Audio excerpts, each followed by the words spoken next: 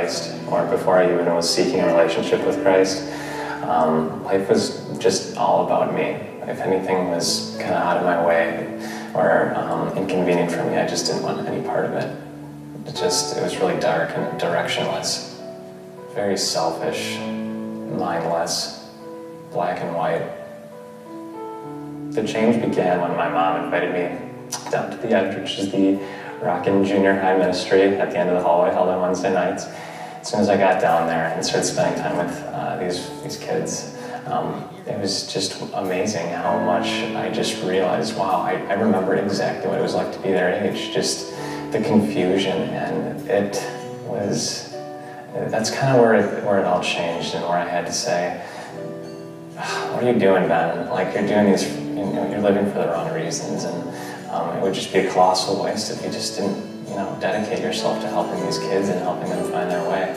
And then from there, it's kind of where it took off. At this point, now that I've found Christ, the most simple way I can say this, I just feel at ease internally.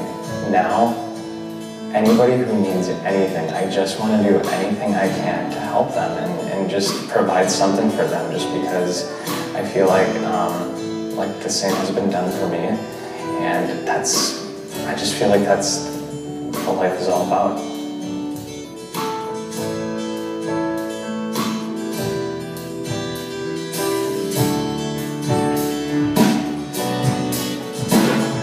Rejoice, O world, your Savior has come. Through love of the Virgin's womb, Son of God, Son of Man, you were born that we may have life. Rejoice, O world, your Savior has come. Through love of the Virgin's womb, it's all about love. Son of Man, born that we may have life. You were born that we may have life. You were born that we may have life. Before Christ, I didn't really understand what it really meant to be saved.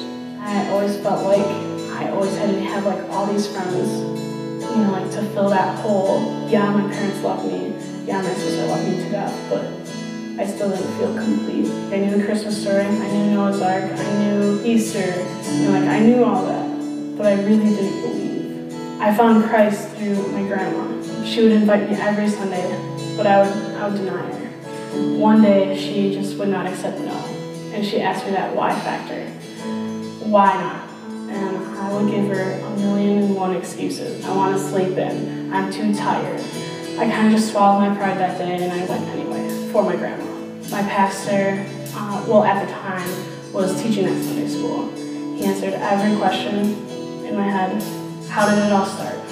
How can you believe in someone that is not there, that you can't physically see? And it changed my life, and I felt moved inside. He knew he was going to die, but he did it anyway, for me. He nailed his hands up on the cross for me. He shed his blood for me. And once I finally truly understood that, the whole concept and the purpose, it dramatically changed my life.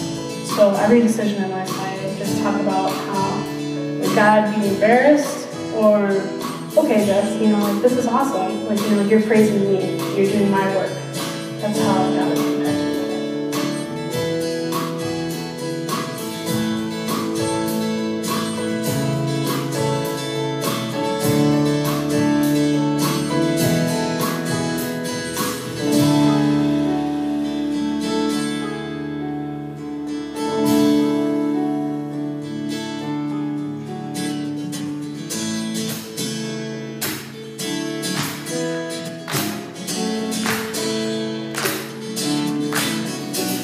Rejoice, O